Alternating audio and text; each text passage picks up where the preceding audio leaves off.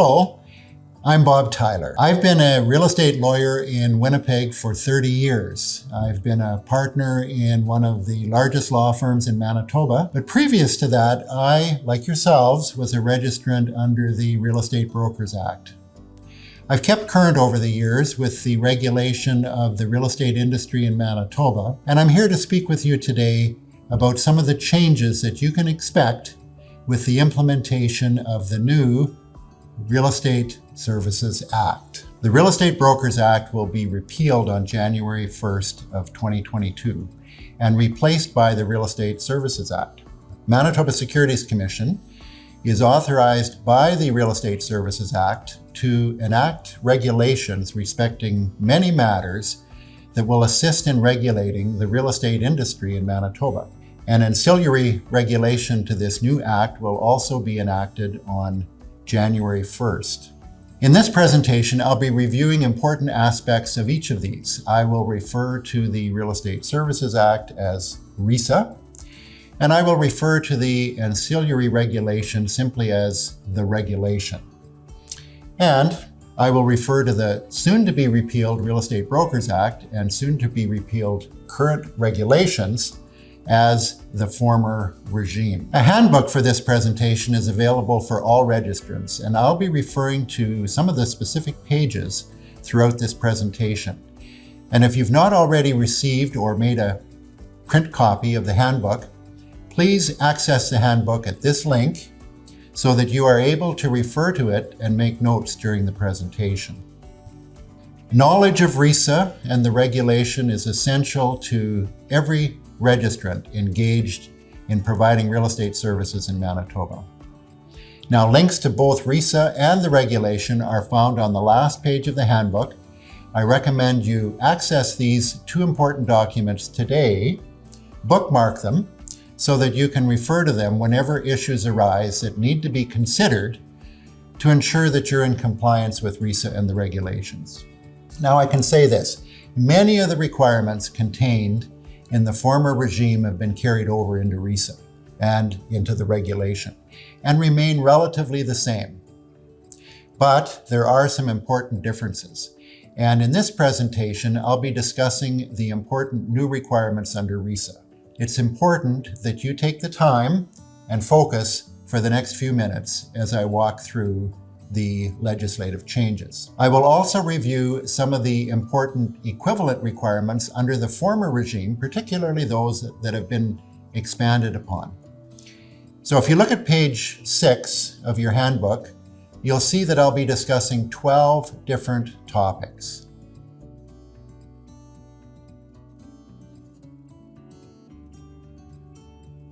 The first topic relates to revised and expanded registration categories. Now, a publicly accessible register will be made available by the Securities Commission, setting out registration information about each registrant. And a registrant's ongoing registration will be conditional on them, and the brokerage's ongoing registration will be conditional on the brokerage complying with RESA and the regulation. All existing registrations as at December 31, 2021 will be transitioned from the former regime to RESA effective January 1, and re-registration will not be required. Now, there's one change in a registration category that will affect those of you who are licensed as authorized officials, but who are not currently registered as either the Manitoba representative of the brokerage or appointed as the manager of a branch office. These individuals with authorized official registrations will have their registrations transitioned from authorized official to a real estate salesperson. The Securities Commission is expected to issue guidance to those affected by this transition, outlining how they may qualify to register as a real estate broker or associate broker in the future, should they need to manage a brokerage again. Now, the second topic is about personal real estate corporations, which outlines the requirements and criteria for registering a personal real estate corporation. Any registrant, a broker, a salesperson, may now incorporate a personal real estate corporation to provide services on behalf of their brokerage. First, a registrant must obtain the consent of their brokerage before applying to the Securities Commission to register a personal real estate corporation. And if the brokerage consents and the registration is granted, 2 registrations will be required. One for the individual registrant and a second for their personal real estate corporation. Having a personal real estate corporation is not a requirement, it's just an option. It's not necessary to have one, and it may even be disadvantageous. Legal and accounting advice is recommended before you consider setting up your own personal real estate corporation. The third topic, expanded professional standards. Each registrant is required to demonstrate skill, honesty, and integrity in providing real estate services. Under RESA, new definitions have been added: professional misconduct, conduct unbecoming, deceptive dealing, wrongful taking. Professional misconduct now includes incompetence in performing any activity for which registration under RESA is required. Conduct unbecoming refers to any conduct that is considered contrary to the best interests of the public, or which undermine public confidence in the real estate industry, or which bring the real estate industry into disrepute.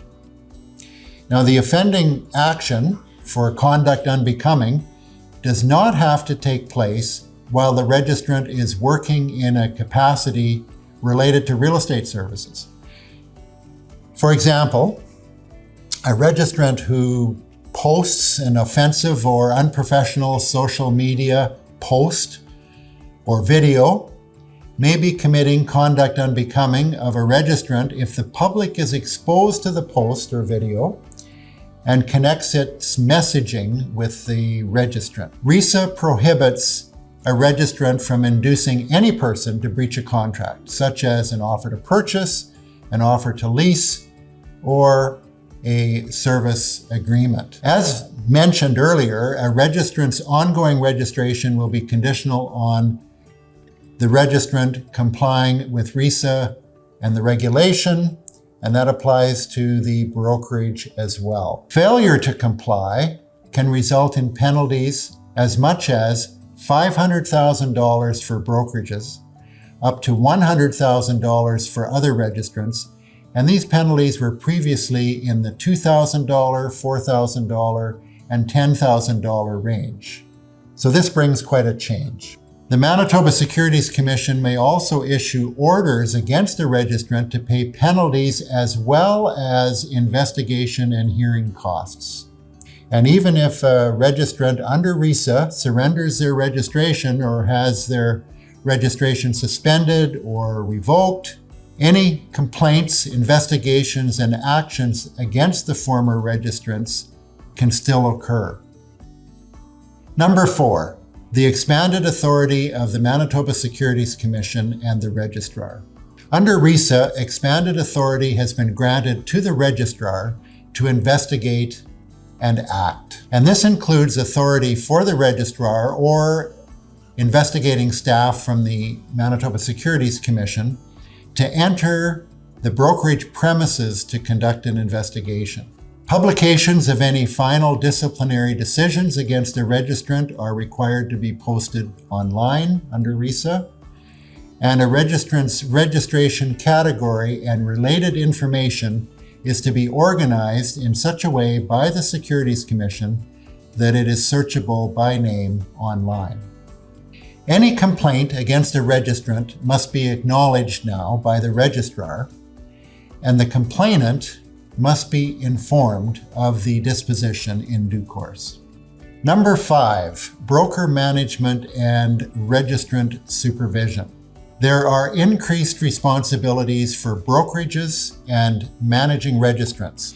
The managing registrant is the person registered to manage your brokerage, and managing registrants are responsible for the control and conduct of all the brokerage's real estate services. Managing registrants must supervise all salespeople, all brokers, all managers, and managing registrants are responsible, among other things, to ensure that copies of every offer to purchase, every offer to lease, every service agreement is promptly filed with the brokerage. Managing registrants are responsible for all trust account compliance requirements, including the timing for when deposits must be received and deposited. Now, if the deposit is paid by check, then the brokerage or the registrant must forward the check to the listing brokerage within the time that is set out in the offer, or if the offer does not state a time for delivery of the deposit check, the check must be forwarded with the offer. But this is a brokerage and salesperson responsibility. If delayed deposit payments are to be paid, deposit to follow within 24 hours after acceptance, the brokerage and the salesperson are responsible to ensure that the deposit check is delivered within the time set out in the offer to purchase. Now, as in the former regime, if before trust money is deposited, both parties instruct a brokerage to invest the money, the brokerage must comply with that investment request. You may be pleased to know that electronic transactions are permitted under RESA for deposits and for the transfer of trust money. And property management brokers may be pleased to learn that they may now engage in transactions in an owner's trust account. Financial institutions are authorized under RESA to provide the Manitoba Securities Commission with information it requires on any trust accounts, and the Manitoba Securities Commission under RESA has increased authority to freeze trust accounts and to seize and secure assets. Number 6, offer to purchase, offer to lease content requirements. As in the former regime, every offer, every counteroffer, every acceptance must be made in writing and contain all of the terms, conditions, and information required by the regulation before it is signed. And once signed, prompt communication and delivery of every offer, every counteroffer, and every acceptance is required. Required offer to purchase or offer to lease content includes the following, and this is similar to the former regime: dates, names, addresses, civic and legal descriptions, method of payment of deposit, if any, and whether it's to be included in the purchase price, possession, occupancy, adjustment details, as well as other items. Please refer in your manual, your handbook, to pages 42 and 43 for the details about the required content of every offer to purchase or lease. There are 11 items in all. Any failure to include any one of the 11 required items required under the regulation will disentitle the brokerage and the registrant to remuneration. Now, under the former regime, remuneration would only be affected if the registrant was acting in bad faith and chose to not include one of the required items. But under RESA and the regulation, bad faith does not have to be proven. Remuneration will be affected by mere error or omission. So it'll be important that managing registrants supervise their staff, their real estate salesperson, and review the offer to purchase and offer to leases carefully to ensure that the required content is contained in each one. The prior statutory offer to purchase form for single-family residential properties and the residential condominium properties and the statutory property disclosure form for residential properties have been carried over into RESA. Except for a few terminology changes in the two offer to purchase forms. Now, these changes are somewhat insignificant, but everyone should be aware of them because new updated offer to purchase forms for single-family homes and condos are to be used beginning January 1st. Now, the changes will include terms such as broker will now be brokerage, selling broker will now be the buyer's brokerage, and selling salesperson will now be the buyer's salesperson. But have a look at the forms you're using after December 31 to see that they contain reference to being prescribed under the Real Estate Services Act and not under the Real Estate Brokers Act to ensure that you're using the correct forms. As of January 1st, the use of the two statutory offer to purchase forms under the former regime must be discontinued. Managing registrants are reminded to review every offer to purchase or rent agreement to ensure compliance with RESA and the regulation. It's part of your duty under the Real Estate Services Act. And again, another reminder, if a registrant is providing services through a personal real estate corporation, remember now, it involves two registrations, one for the person, salesperson, and one for the personal real estate corporation. A statement setting out the name of the personal real estate corporation must be inserted in every offer to purchase or lease where the registrant is identified as representing the one of the parties on behalf of the brokerage. Topic number 7 is self-dealing and related party disclosure. These requirements are practically unchanged from the previous regime, but there are some important differences. See page 45 of the handbook. Whenever a registrant buys, sells, rents, or leases, written disclosure is required and must state that they are a registrant under RESA, that no remuneration is payable, and it must set out the nature and extent of their interest in the trade. Registrants must also notify the brokerage before engaging in any trade. They must have any advertising pre-approved. This would apply when they are selling or leasing their own property. And they must provide the brokerage with a list of information about the transaction that is required by the regulation. Please refer to pages 50 and 51 of the handbook, which sets out the disclosure requirements specified in section 4.13 of the regulation. When a person related to a registrant buys, sells, or leases, written disclosure is also required, and the disclosure must state that they are related to the registrant, and it must state how they are related. Related means spouses or common law partners. Related means children and stepchildren, parents and step-parents, siblings and step-siblings. And it also includes corporations or firms that the registrant or these family members have a material interest in, or the directors or officers of such corporations or firms. If a related person is a spouse or a common law partner or a child, the disclosure must state that no remuneration is payable. The disclosure, no matter who the related party is, must be made in writing as soon as practical, and it must be repeated in any offer.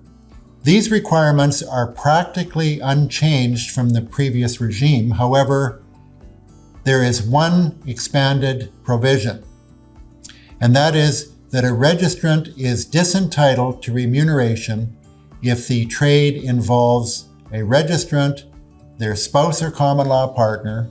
That's the same as before, but now it includes a child.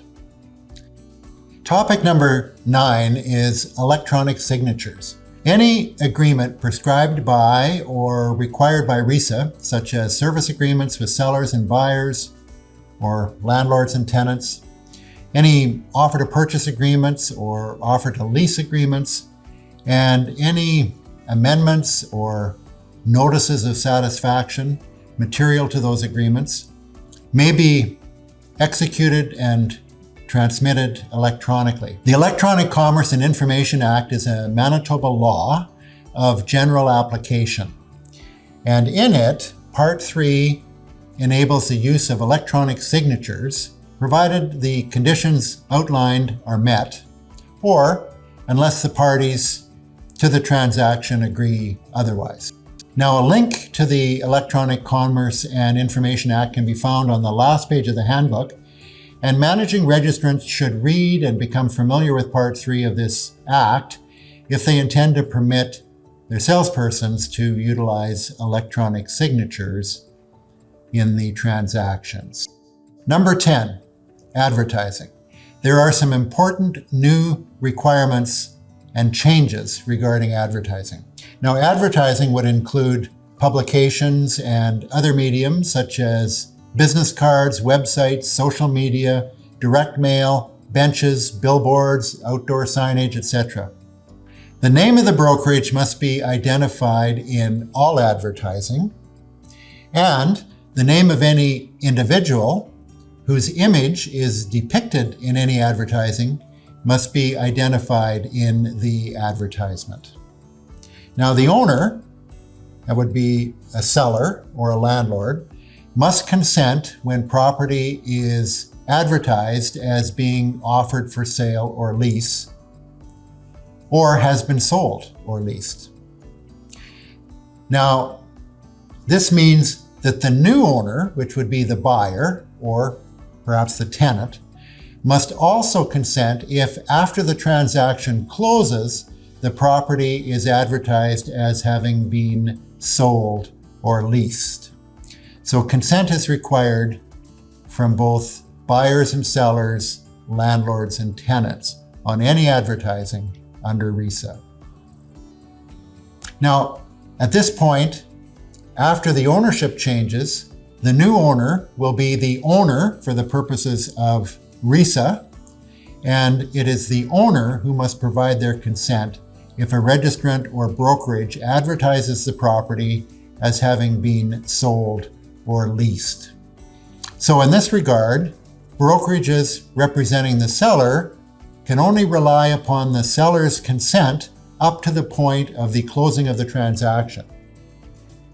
And registrants and brokerages representing the buyer can only rely on the buyer's consent to advertise that they were involved in the transaction once the buyer or the tenant, as the case may be, takes possession of the property and becomes the owner for the purposes of RESA. Another point to be made is that advertising cannot show or name any non-licensed individual. Brokers and managing registrants are reminded that they are responsible for reviewing and approving all registrant advertising. Now, if a registrant is providing services through a personal real estate corporation, again, a statement setting out the name of the personal real estate corporation must be inserted in every advertisement where the registrant's name appears. Number 11, service agreements. All brokerages must enter into a written service agreement with every person they provide real estate services to before the services are provided. And you may refer to page 70 of the handbook, which sets out the service agreement requirements in section 25 of RESA and section 1.6 of the regulation. Now, these requirements apply to any real estate services provided to any sellers, any buyers, any landlords, any tenants, or any prospective purchasers or renters. And that is whether commercial or agricultural, industrial, or other property, including vacant land. Again, registrants must not provide any real estate services to a person without the brokerage first entering into a written service agreement. Now, real estate services are described on page 65 of the handbook. Please refer to them. They refer to trading services, to property management services, private sales services. Trading services is defined in RESA as follows. Finding real estate for a person. That is, working with a buyer or working with a prospective tenant. Finding another person to engage in real estate services. That is listing a property on behalf of an owner or landlord. Showing or making representations about real estate, which could involve advertising. Advising the appropriate price for the real estate. Negotiating the price or other terms of a trade in real estate. Presenting offers to purchase or offers to sell or offers to rent respecting a trade in real estate.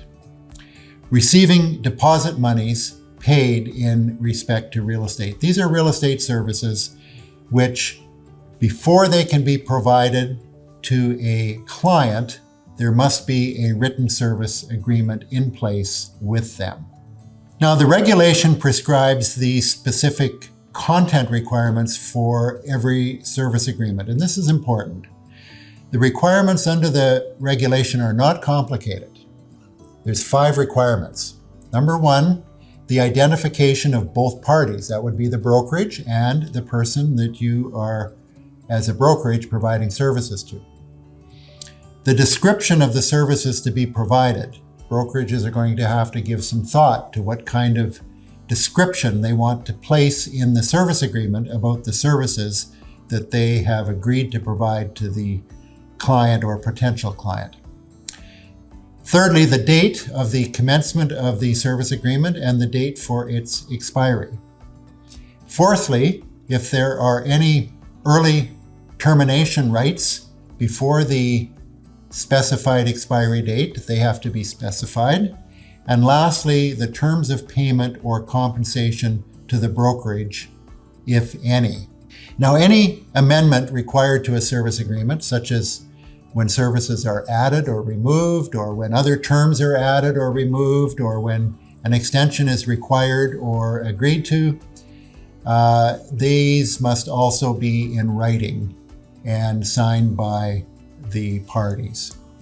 Service agreements are between the brokerages and the person receiving the services. They're not between the individual registrants. Individual registrants are not a party to any service agreement. Individual registrants may only enter into service agreements on behalf of their brokerage. So brokerages are reminded of the importance of setting out the terms, conditions, and details of the service agreement that you wish to adopt and utilize as your brokerage provides real estate services to the members of the public after January 1st of 2022. These are brokerage agreements, not salesperson agreements, and they must be drafted accordingly. And if a promise for a service is made by a salesperson, it's made on behalf of the brokerage, and the brokerage is responsible for its fulfillment. Item number 12 deals with record keeping for both brokerages and registrants. All registrants are required under RESA to make and maintain records that are necessary to accurately demonstrate their business activities, related financial affairs, and the client transactions to adequately demonstrate that they are in compliance with RESA and the regulation. All registrants must now maintain records of any correspondence that they have with clients. This includes email and text message exchanges and other forms of written correspondence. All client correspondence must be maintained by the registrants involved in a retrievable manner for a period of 5 years under RESA. This is a new requirement for every registrant. Salespersons are required to promptly provide a copy of each service agreement to their client without delay after it's signed, and then provide a copy to their brokerage. And as with every offer to purchase or lease, brokerages must keep a copy of every service agreement for at least 5 years. Now, the records that must be made by a brokerage and maintained for at least 5 years are listed on page 74 of the handbook. And it's important that brokerages are mindful of these. Records to demonstrate compliance with internal control procedures, records to demonstrate compliance with the brokerage's own policies and procedures, records to document any compliance or supervision actions taken by the brokerage with respect to any of their registrants, a copy of every service agreement entered into with a client of the brokerage, and a copy of every offer to purchase agreement or acceptance to trade in real estate received, transmitted, or executed by the brokerage, which would include offers to lease, and a record showing the date of the offer, the date of the acceptance, if applicable, the street address or legal description of the real estate, the names and addresses of the parties, the sale price or leasing rate, and the amount of remuneration received and the manner in which it was determined.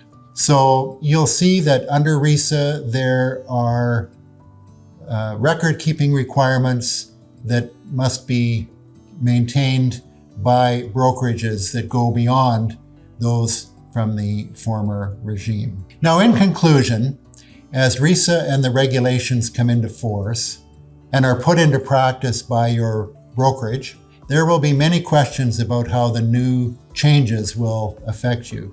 Please keep in mind that for the most part, RESA and the regulation is a carryover from the former regime. Keep doing what you're doing and step it up to be in compliance with RESA and the regulation. Incorporating a personal real estate corporation is now an option. Improved professional standards are important and beneficial to everyone.